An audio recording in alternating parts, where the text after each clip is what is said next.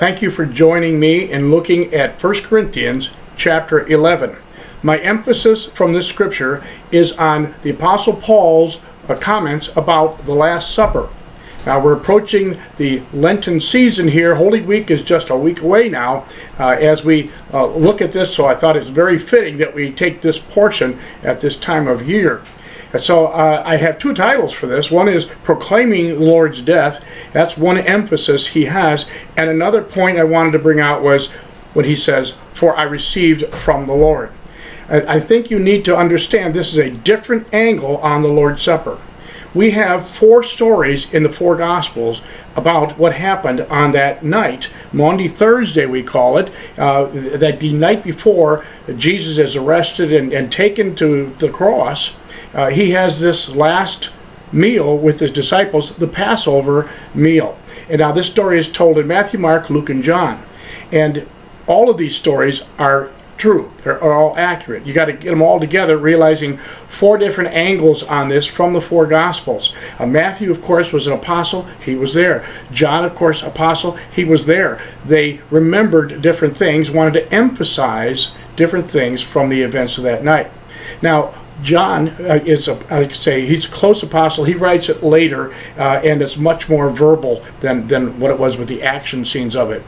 Now we have also a story from Luke. Luke is a Gentile, not a Jew. He was not present that night. He did not become a believer till later, and he gets commissioned by a man named Theophilus to write an accurate account of the life of Christ and the beginnings of the church. And so he writes his book of Luke and the book of Acts with that in mind. So his story is not something he observed himself. His story is what he got from other people, like Mary, mother of Jesus, or Mary Magdalene, who might have talked to him, Peter. He gets these stories from other people and puts them together in a chronological, cohesive manner. The other gospel by John Mark, who we know as Mark, was a young man at the time, and I believe very firmly that John Mark was there present that night as well. In fact, I'm convinced that the Last Supper was held in his home. Now, I'll give you a couple reasons for that. His mother, Mary, was the one who had the house where the disciples gathered after Peter was arrested. And they're praying all night for Peter to be released. And then what happens, he goes to their house to speak with them about it. So that's an active house and could very well have been one where the church would have gathered for that Last Supper night. Furthermore, in Mark's account of Last Supper, he's the only one that mentions that there was another person present on the scene. That when Jesus and the 11 go to the Garden of Gethsemane, and while Judas goes to get the mob, there's a young man that follows.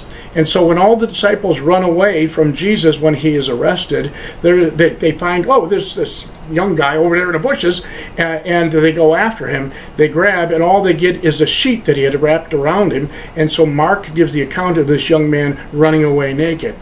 Where did Mark get this story? Who would tell this story? I'm thinking that this was John Mark himself, and that the meeting, the Last Supper, was at his house. He wants to go afterwards. Mom says no, sends him to bed even without his clothes, but he sneaks out anyway and follows after where he wants to be there. So later on, when he's going to tell his story, he adds this biographical element to it. And so he has an account too. Four stories of the gospel, all true. You got to kind of put them together to get a better picture. Now tonight, what we're doing in this session here is looking at a different angle on the Lord's Supper, that of the Apostle Paul. Of course, Paul at that time was not even in Israel.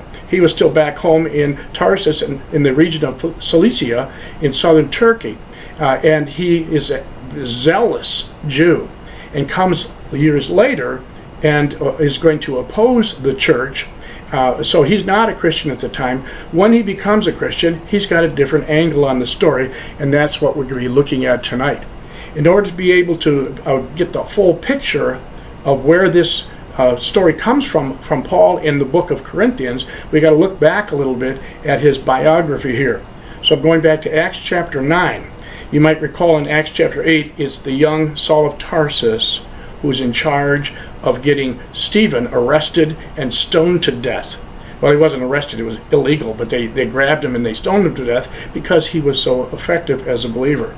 So that's where chapter 8 ends, and then it continues. That meanwhile, Saul was still breathing out murderous threats against the Lord's disciples. He went to the high priest and asked him for letters to the synagogues in Damascus, so that he found any there who belonged to the way, whether men or women, he might take them as prisoners to Jerusalem. Now, so he's a young man, and he's already got Stephen murdered. And now it isn't that he's asked to head up something. Hey, good job with Stephen. Want to do some more? It's he volunteers himself to do this. And so he wants to go. And he says, give me the authority to go. And he wants to go to Damascus. He hears there's some believers there. And so they say, yes, go for it. As he neared Damascus, you might recall the story, on his journey, suddenly a light from heaven flashed around him. So he's there with companions. Just outside the city, he's ready to go arrest believers, and all of a sudden, boom, blinding light. And so now he's going to have an encounter that changes his life completely. He fell to the ground and heard a voice say to him, Saul, Saul, why do you persecute me? And now here's this young man, Saul of Tarsus, who is confused. He's also blinded. You can almost imagine him sitting in the dirt there, holding his eyes, trying to figure out what just happened. He says, who are you, Lord? I am Jesus, whom you're persecuting, he replied. Now get up and go into the city, and you'll be told what to do. Jesus has laid hold of his main oppressor here of his church, and he takes it personally, doesn't it? I'm the one you've been persecuting. You're going after the church. I'm taking it personal. And so now I'm in charge. You're going to go into the city, and you wait. I'll tell you what to do. This undeniable encounter, the voice he hears. He doesn't see anything but the blinding light, but he hears the voice, and he's going to obey. And he discovers something new. Jesus is alive. So Saul of Tarsus then has to completely change sides, and Saul of Tarsus will become Paul the Apostle. Now he's so good at being a new Christian, he's going to rethink the whole Old Testament. And he then is in the synagogue several Saturdays after that, proving to everybody else that this Jesus of Nazareth fulfills all the prophecies of Messiah. And he's winning converts over it. And those who are stubbornly resisting this get upset about it. They decide, we got to get rid of this guy. And so they start having groups take turns at the city gates. Damascus is a walled city. And so they have gates to get in and out, and they post men there. So whenever he tries to leave, they can catch him and kill him. So we find out that his followers didn't want him dead. They wanted him gone. And so they took him by night and lowered him in a basket through an opening in the wall. Somebody apparently had an apartment right on the outer wall, and there was a window there. He's a small man. He can fit in a large basket. They lower him down, and he can escape from their murderous intent. The next verse, verse 26, says, when he came to Jerusalem, he tried to join the disciples, but they were all afraid of him, not believing that he really was a disciple. Now, between verses 25 and 26, you read them just next to each other. You assume one event is after the other. Paul escapes out the window and goes from Damascus to Jerusalem seeking the apostles. That's not what happened. There's an in-between part. There's a gap in time of around 3 years. And so something else happened to Saul of Tarsus during that time to prepare him for his ministry and for his meeting with the apostles later. All right, so then when he writes his autobiography to the Galatians, we have this part. I'll just read part of the account here. He writes them and says, for you have heard my previous way of life in Judaism, how intensely I persecuted the church of God and tried to destroy it. I was advancing in Judaism beyond many Jews of my own age and was extremely zealous for the traditions of my father. So he had grown up in Cilicia, and he now comes for more training as a rabbi, and so he's going to study under the best they got in Jerusalem, Gamaliel and others perhaps, and so he's ready to just be zealous for his faith, and feels like this Jesus group is contrary to that. They're trying to name some guy from Galilee to be the Messiah, and he wants to oppose it like they do. But when God, who set me apart from birth and called me by his grace, was pleased to reveal his Son in me so that I might preach him among the Gentiles, I did not consult any man, nor did I go up to Jerusalem to see those who were apostles before I was, but I went immediately into Arabia and later returned to Damascus. Then, after 3 years, I went up to Jerusalem to get acquainted with Peter and stayed with him 15 days. So he has his 3 years of, we call it sabbatical. I call it his seminary training. He's going to have this time when he has to rethink everything he's been learning. His whole understanding of the Old Testament has to become 39 books that were written that are signposts pointing to Jesus of Nazareth as the Son of God and Messiah who is prophesied to come. He doesn't consult with anybody else, you notice. He doesn't talk to anybody about this. He doesn't go get it from the apostles. He's by himself in prayer and study as far as we know. Now, we're going to continue with his autobiography a little more to get the full picture here. I saw none of the apostles, only James, the Lord's brother, who wasn't one of the 12 apostles. This is the half-brother of Jesus, who is now in charge of things there in Jerusalem. So he sees Peter and he sees James. The others weren't there. I assure you before God that what I am writing you is no lie. Later, when I went to Syria and Cilicia, that's where he went. That's back to home. And I was personally unknown to the churches of Judea that are in Christ. They only heard the report, the man who formerly persecuted is now preaching the faith he once tried to destroy, and they praised God because of me. Paul was a faithful witness. It took him time to win these people over. And so he has his own education on things. I've been emphasizing this because of what Paul's going to say next in Corinthians here. He spent all this time not under study of Peter or James or anybody else. He just spends his time with his Bible, which would be the Old Testament, and with the Lord himself. So we get into what he says here in 1 Corinthians 11 concerning that Last Supper. For I received from the Lord that which I passed on to you. The Lord Jesus, on the night he was betrayed, took bread, and when he had given thanks, he broke it, and said, This is my body, which is for you. Do this in remembrance of me. In the same way, after supper, he took the cup, saying, This cup is a new covenant in my blood. Do this, whenever you drink it, in remembrance of me. First thing I want you to notice is what he says here. I received from the Lord. He didn't get it from reading Matthew, Mark, Luke, and John. He got an account personally told him of what happened that night by Jesus. He had some kind of an encounter here when the Lord tells him what happened that night. Now, he doesn't give us a full picture of the whole scene there, but that's not necessary.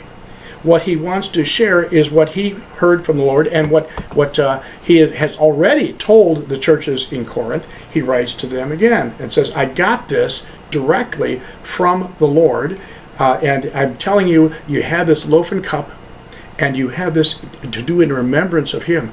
So he's trying to draw them in again, as you recall from the other chapters, into an understanding of unity. We're all in this same situation, gathering because of Jesus. We're gathering in remembrance of Jesus, who he is and what he did. And so we need to then go from this point. I know it's a fact. I know that this is what happened that night. I know what Jesus was trying to accomplish. And I want to celebrate that when I worship, in celebrating what we call the Eucharist or Holy Communion, whatever you might call it, as we gather around the table. Next verse says, For whenever you eat this bread and drink this cup, you proclaim the Lord's death until he comes. He's applying this message now to the church at Corinth, and one thing he wants to let them think about as they probably celebrate this on a very regular occasion. Some churches only do it once or twice a year, or maybe quarterly or monthly. Some do it every week. He's saying, whenever you eat the bread and drink the cup, what are you doing? You're proclaiming the Lord's death. that Jesus actually lived, he actually died, he died for sin, and he rose again. All right, he is there. His death was the payment for you and I. This is a new covenant between God and man. So we're proclaiming that Jesus died, and that it meant something. When we're looking at the things representing his body and blood, we're proclaiming his death and the importance of it. And we're going to keep doing that, as Paul writes here, until he comes. Paul is convinced Jesus is coming back.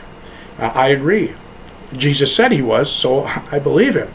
But when you're taking communion next, don't do ho-hum, I got to do this, I got to do that, and you're not paying attention. We're proclaiming the Lord's death, so it's to be taken seriously. Therefore, whoever eats the bread or drinks the cup of the Lord in an unworthy manner will be guilty of sinning against the body and blood of the Lord. A man ought to examine himself before he eats the bread and drinks of the cup. Don't just go through it mechanically. Take a pause and make sure you're thinking about what this really means. Because in my imbibing of the drink, in my partaking of the bread, I am supposed to be proclaiming the Lord's death. I'm supposed to be saying what it means to me, what it did for me. And so I ought to be examining myself. Am I living like a forgiven man? Am I living like I have a new nature? Am I doing this act in an unworthy manner or a worthy manner? Recall earlier in Corinthians, Paul was angry with them for how some people went and ate before others, and so they're in a hurry just to get food, and they're not thinking about the idea of the congregation gathering, that the rich ought to be with the poor, and everybody's in this together. Every one of us is in it together, because Jesus' death was for all of us. And so we're supposed to be doing this in a worthy manner. And anyone who eats and drinks without recognizing the body of the Lord eats and drinks judgment on himself. That is why many among you are weak and sick, and a number of you have fallen asleep. Wow, this is very serious here.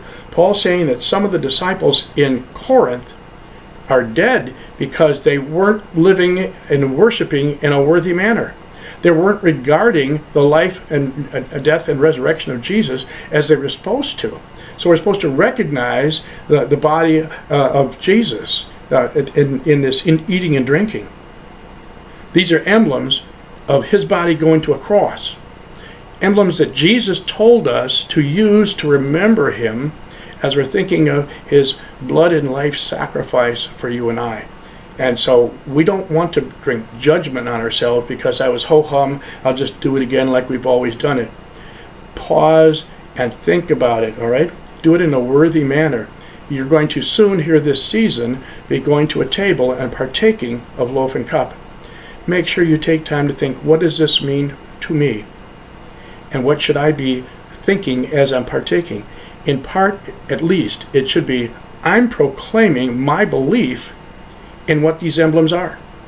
I'm proclaiming that I believe Jesus is the Son of God, Messiah, that he's my Lord, that he died for my sin, that he rose again, and I'm living because of him. I'm going to live forever because of him, and I want my life to count for him.